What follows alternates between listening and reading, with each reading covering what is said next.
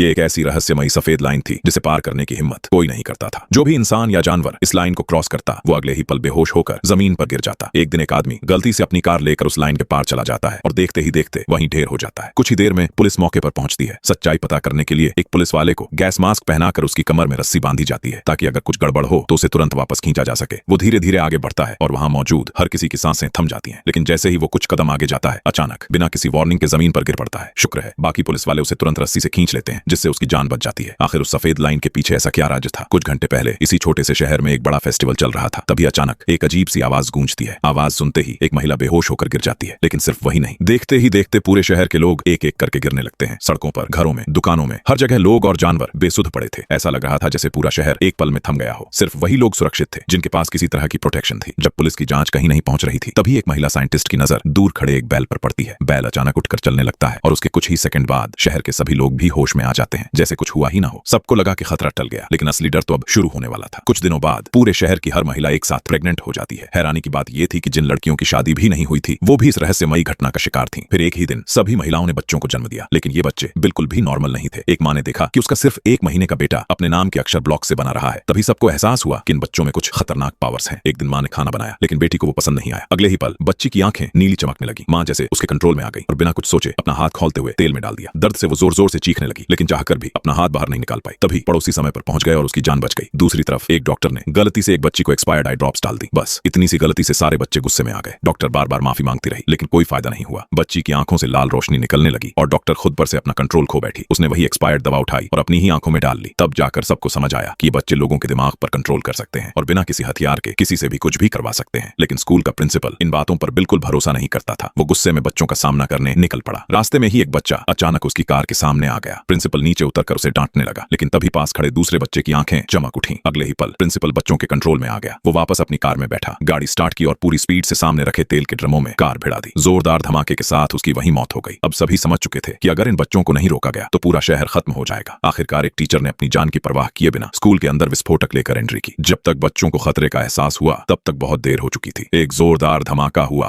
और टीचर उन रहस्यमयी बच्चों के साथ खुद भी खत्म हो गया। उसकी इस कुर्बानी ने पूरे शहर को हमेशा के लिए बचा लिया।